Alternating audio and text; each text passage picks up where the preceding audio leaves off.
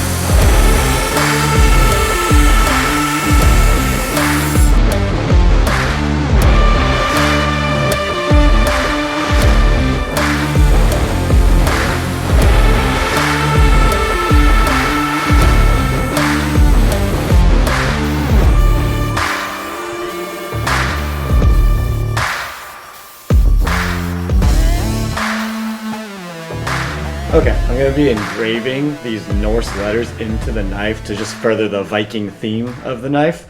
Last time I did some engraving on metal, I just did it freehand and wasn't able to get like completely straight lines when I was doing it. So this time I used one of my punches and used a ruler to put a base line in there, something that the bit will catch on to, so I won't be skating around on the metal. So hopefully we get a nice straight line after the end of this.